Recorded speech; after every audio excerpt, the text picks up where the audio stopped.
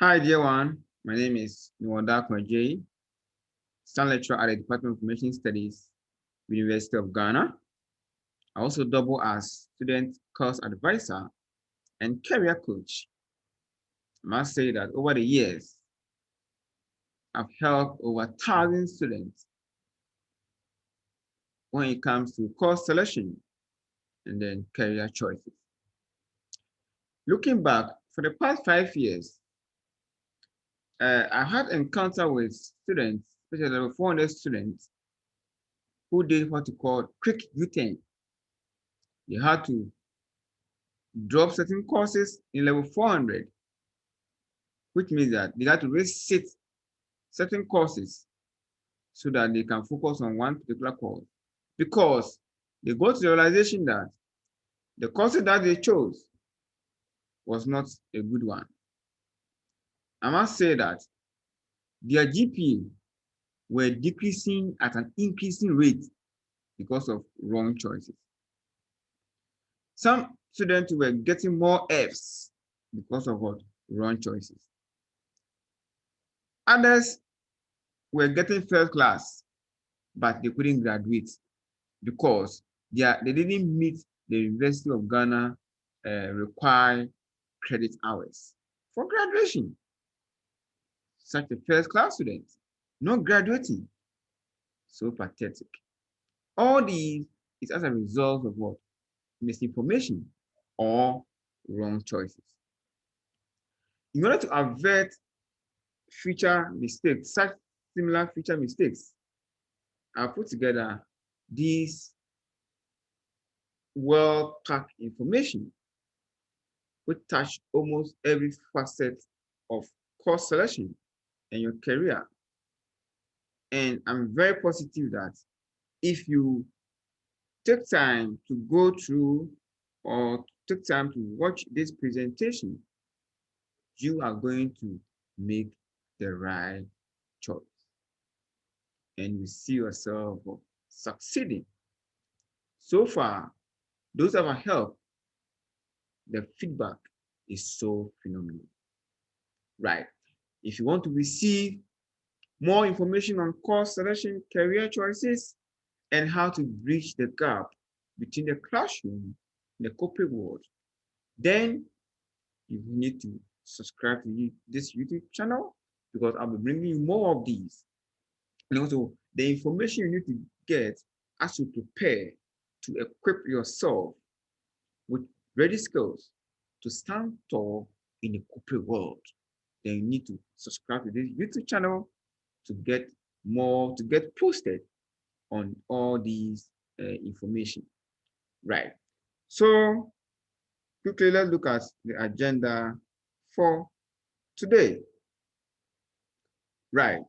So if you need a special attention, right, special counseling, you can come to the Department of Information Studies, and I'll be glad to assist you in making the right choice.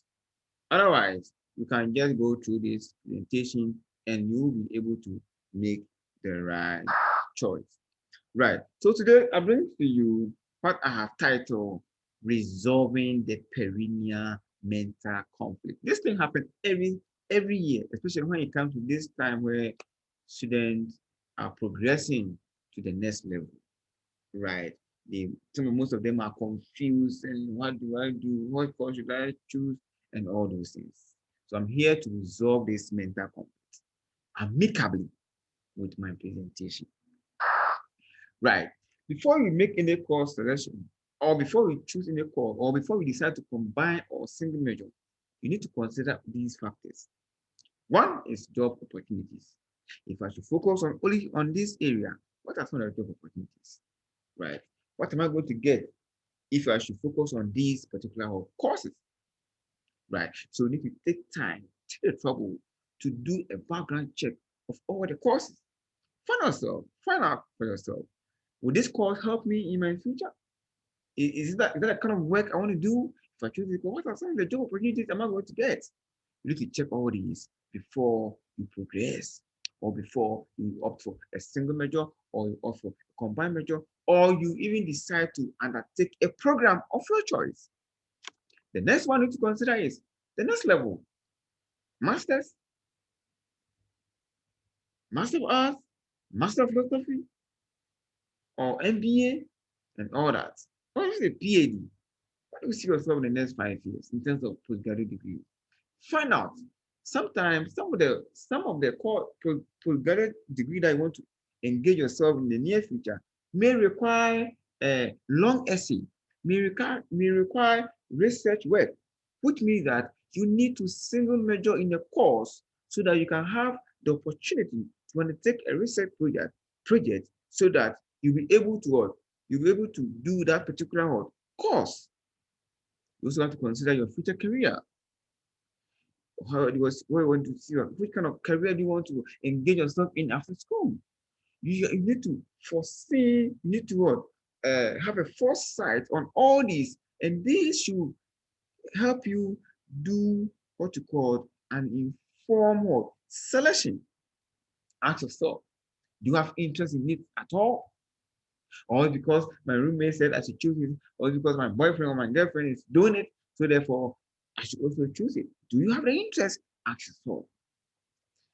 Another question you need to also ask, or factor you need to consider, is your GPA. You will have this if you have two courses or two programs. Ask yourself, which one is draining me in terms of what? My GPA. Your GPA will not determine your life, but it's very critical. If you want to pursue for masters, if you want to pursue your masters, you need a good GPA, right? You want to study in the US, you want to study in Canada, UK, Germany, and all those foreign countries, and also in Ghana, you need a good GPA. Sometimes some job opportunities they even use GPA to shortlist applicants. So you don't have a good GPA, you will not even be enlisted to show up, to showcase your abilities, to showcase your potential. You need to consider all this. GPA will not determine your life, yes, but it's also cardinal. It is very, very critical as you move to the corporate world. You also have to consider your strengths, and maybe you can also add weaknesses, right? Ask yourself, what are your major strengths, and compare the two courses. You need to do a background check of all the two courses, or the courses you need to select. Ask yourself, do you have the strengths, do you have the abilities, and all that, before you finally go in for a single major, a combined major, or before you finally select a program or a course to undertake. Now, I'll be focusing more on the combined or single major. Free electives, the required credit hours for graduation, and then research methodology. Right. Now, let's quickly look at this. What do we mean by single major? And what do we mean by combined major? Right. Now, single major means that you're going to take more courses in a particular course than the other course. Right. Let's say, for instance, you have two courses, psychology and information studies. This means that you are going to take more courses from, let's say, for example, to major information studies. You're going to take more courses from information studies and less courses from what? Psychology. Right. What do you see? What do you mean by single major? Single major, people think that when you say single major, when you up to single major in level 300, you will not do the other course. No, you still have to choose either one elective or one core, one elective from the other department. Right. Now, let's quickly look at the required courses you're supposed to do in general. The required courses every single major student need to take. Now, if you want to major in a particular course, right, you are required to take we have 3 core courses. Okay, you have 3 core courses, right? With the 3 core courses, if you have 3 core courses, you're going to do all the 3 core courses.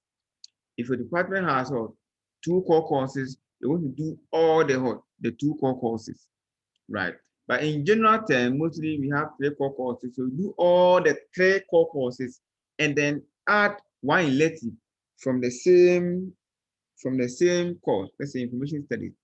And then also you check from the other department, let's say psychology, right?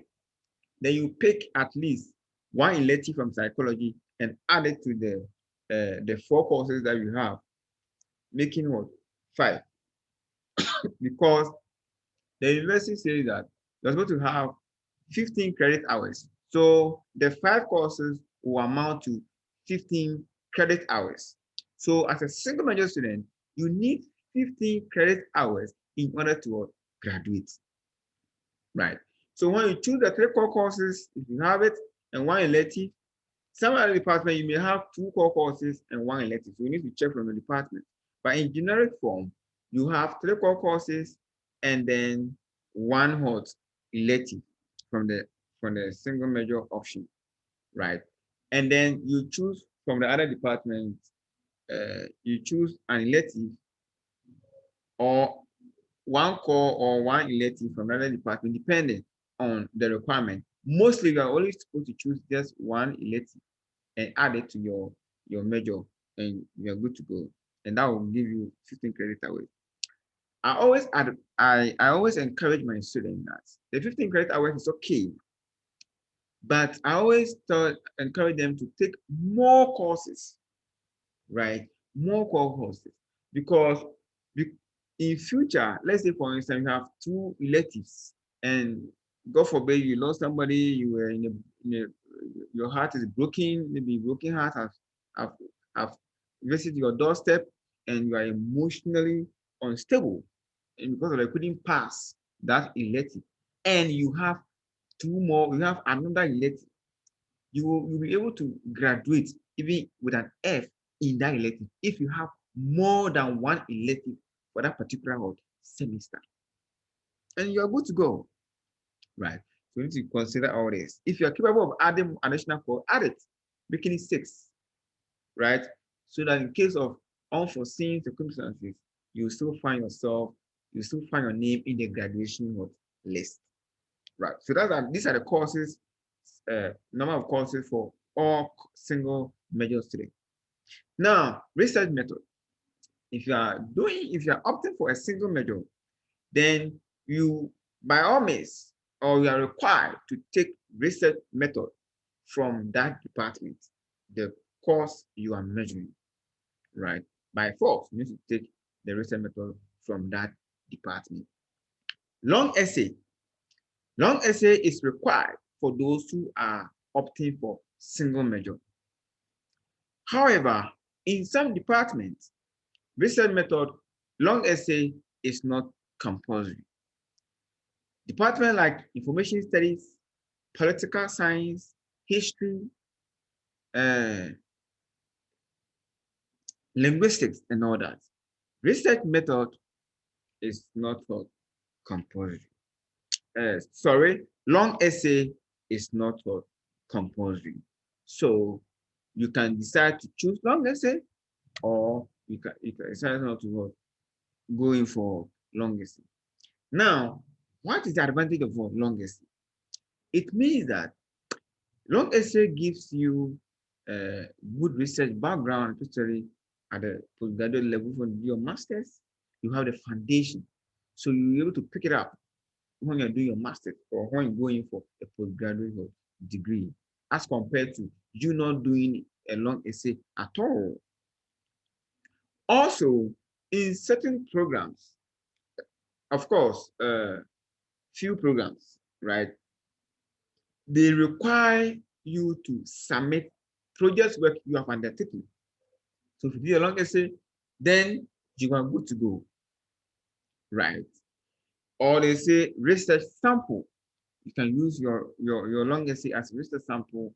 And if you have this research, if you're able to upload the long essay or the research project, this is going to be an added advantage, or you'll be able to meet the requirement. Don't be scared. There are many courses Masters that you don't need long essay or project work before you'll be admitted, right? And all that. Good. So for me, I recommend you to undertake long essay if you are if you are doing a single major, or if you are opting for a single major, then I encourage you to go in for long essay, right? But it's going to be counted as what added advantage when you are applying for school in Ghana and outside, for the study in the UK, US, and Canada and other countries. If you have research work or a project that you have undertaken, if you add it to your application, it's going to serve as what added advantage for you. So the ball is in your court if you want to do long essay. Now, your certificate for combined major, for single major.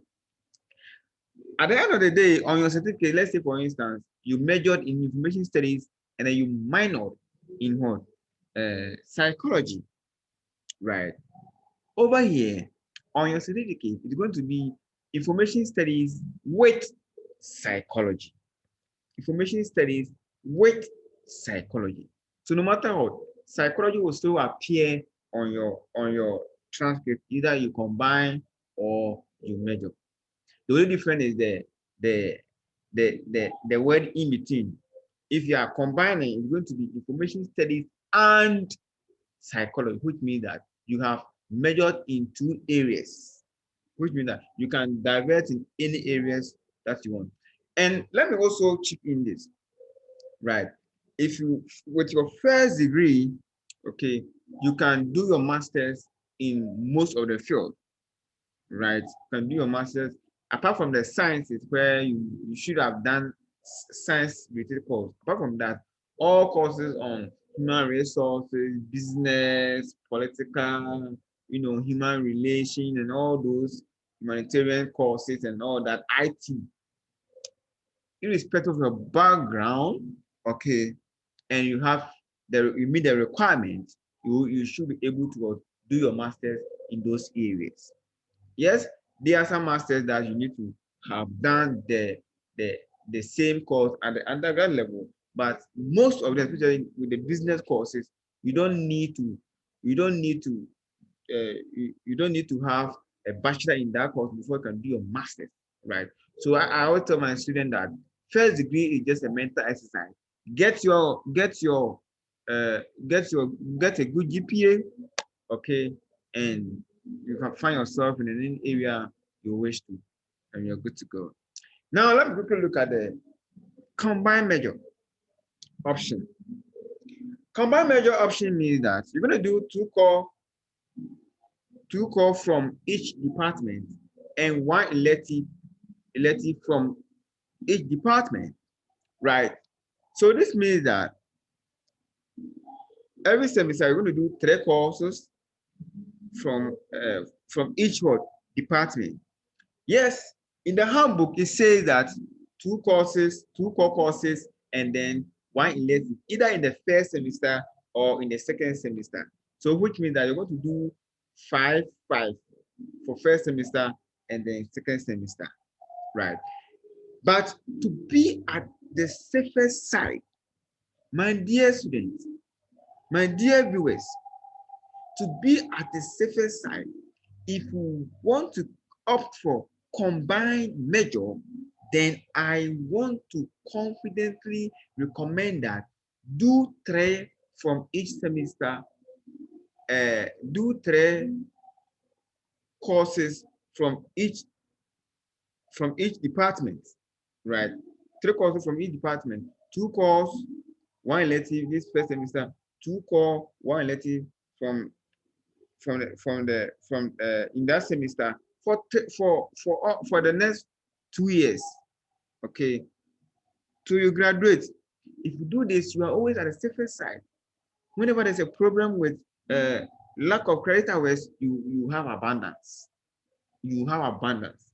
So please, 3 courses each semester is very, very cardinal for all combined students. As a lecturer, this is what I will recommend for you, right? Then let's come to research method. It is very, very, very, very critical. Research methods in some departments is compulsory. Other departments is not compulsory. Now, per the university requirements, every student should at least do one research method, either from any of the assigned departments, right? So let's do this combination, the comparison. Research method at psychology is compulsory. Research method at information study is not compulsory. So if you're a student and you find yourself with these two courses, psychology and information studies, so it means that you shouldn't choose research method from information studies, but rather choose it from what? Psychology.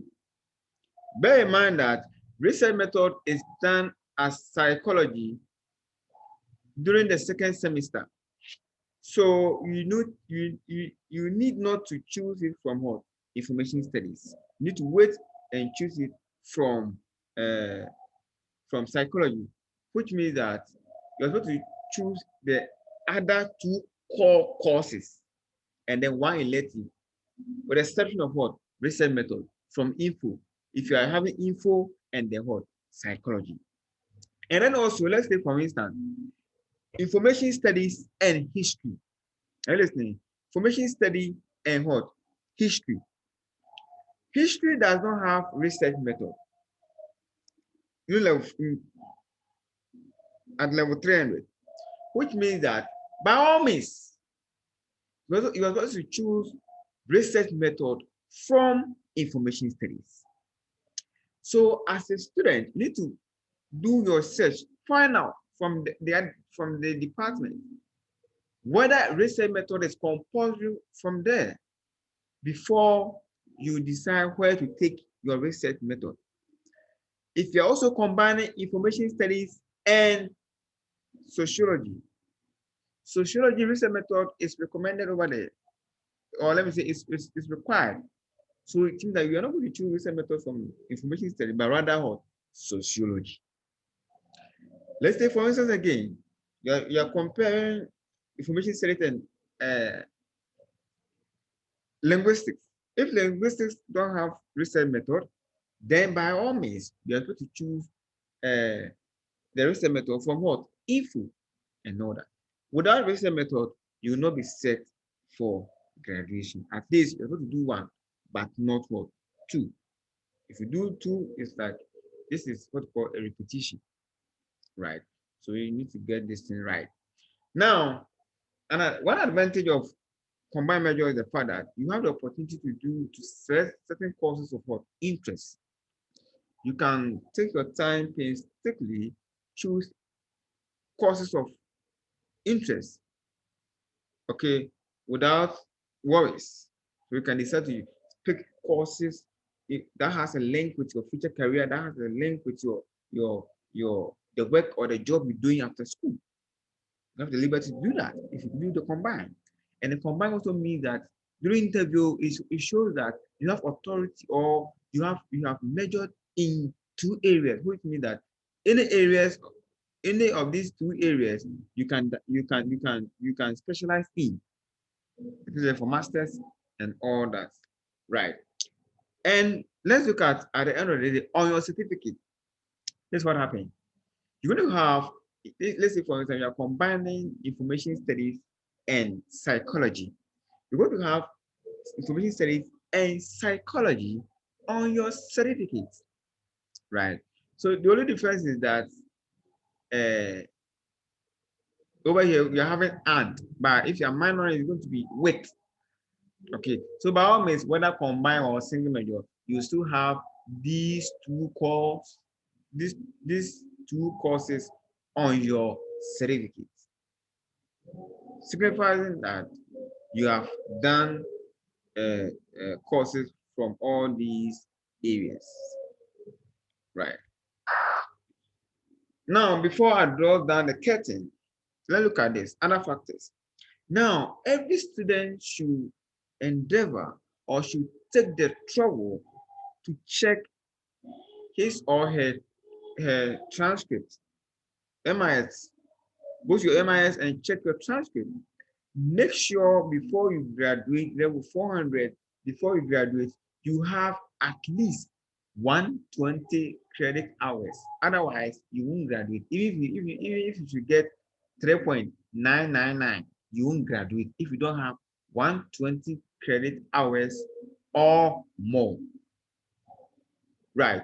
So that's why I always advise you to do more courses so that you don't find yourself, I'm lacking this core, I'm lacking this credit hour, so therefore I can't graduate.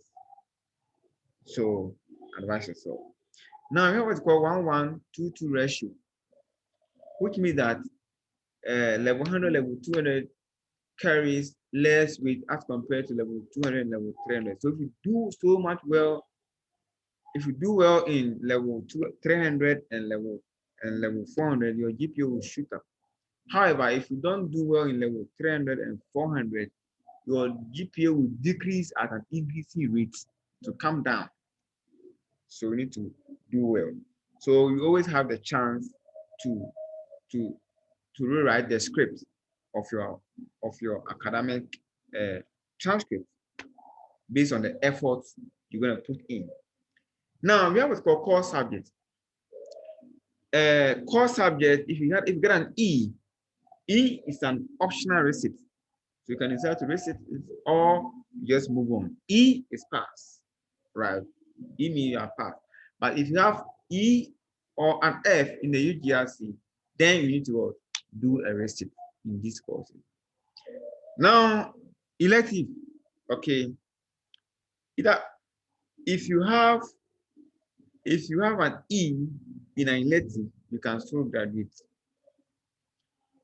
However, if you have more than 3 E's, then you need to receipt or get additional courses before you're able to get the 120 credit hours if you are not adding more electives. So it's always advisable to do more electives to always be assured that you will not lack any courses before you graduate. Now, more electives. Let's say, for instance, you're supposed to do one elective during a particular semester, and then you did 2 or 3 electives. And then, God forbid, maybe because of loss of loved one or breakup or we have broken heart, and because of that, you can't learn. And unfortunately, you got an F. But because you have more electives, that elective will replace the F during that particular semester. And even get an F in that particular semester, you also graduate because you have more elective. Right. So just add it to your plans so that you do more elective. So that in case of any unforeseen circumstances, you'll be able to graduate. Anything can happen. So free electives are very, very cardinal for all students, whether you're combining or you're opting for single major. Free electives are very, very critical. You can also take free elective from other departments. Let's say, for example, you're reading economic and statistics. You can pick courses from information studies, right? At least to raise your GP. If you have the strength to do that, you can do it. Right. So it's always advisable to do more free elective as a student. Do not depend on your friends or your partner before you make a decision whether to combine or whether to opt for a single major. Even whether to select certain courses, you don't need to do that. Don't choose a course based on the course master or the lecturer involved. Some people are People, past students will tell that, oh, this lecturer, when you take his course, you will fail. Why? Why will you fail? No lecturer take the delight of what? Failing any student. All what you got to do is what? Do the right thing, write it well, and pass. Tighten your belt and meet the lecturer and pass. Maybe that course is what will serve as what added advantage for you to be admitted for your masters, or even for you to get a job. And because of that wrong perception from past students, you are saying that you're not going to choose that course. Meanwhile, it's going to be a good course for you. So never take that advice. Just look, assess yourself, and take a very good decision. Now, before I close, right? Whenever you are doing whenever you are selecting courses, let's say for instance, you have decided to do your combined major and then your single major, but you have electives that you can choose from, right? These are the things you need to do a quick background check. Check around the code, look at the job opportunities and all those. You can also go to the course advisor and seek for more information. Or if you need, you can even consult the lecturer or himself and get more information about that course. You can also look for past questions. You're looking at exams, so you're able to do it and all that. Then also ask yourself, do you have an interest in it? And lastly, try and look for the course outline. You can also check the course overview so that you can have a holistic idea about the course before you finally decide, I want to choose this course. And even choosing that course also determine whether you want to combine or you want to opt for single or major. So these factors are very, very cardinal. They are very, very critical as a student whenever you are supposed to choose courses. All too soon, we have come to the end of the presentation. I know that you may have more questions to ask, but because you are enjoying this presentation from the YouTube, you may not have that chance.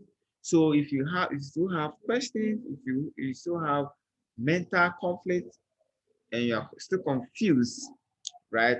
And or you need more insights, my number is on the screen. You can WhatsApp me, send me a WhatsApp message, or you can you can place a call, and I'll be glad to help you.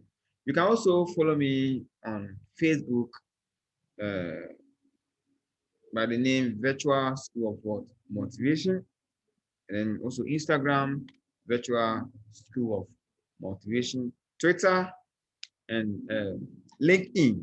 All these social media platforms, you can find me through this name, Virtual School of Motivation, where I provide students, graduates, and everybody with well-informed or well-researched with practical, real-life example that will help you, that will set you up for life.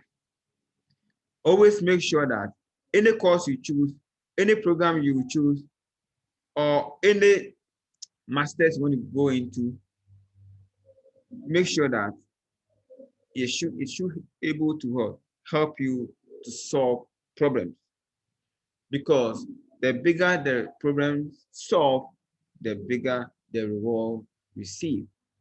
Even if you're able to solve one societal problem, your financial problems will be solved. Always ask yourself, what can I, what what benefit will I get from this course? How will it impact the society? How will it help me to solve problems so that I'll be able to solve my financial problem? It is always an insult to go through 4 years of university degree and then tell yourself that you want to join the unemployment association. This is an insult to your degree. Your first degree is to broaden your mental horizon, make you trainable so that you can find yourself solving societal problems. So before you graduate, ask yourself, or if you have graduated, ask yourself, what problem can I solve? If you're able to answer this question, then your financial problems will be solved and you always enjoy life. Thank you so much. And don't forget to subscribe to this YouTube channel to enjoy more of these presentations. I wish you all the best and see you another time. Bye bye.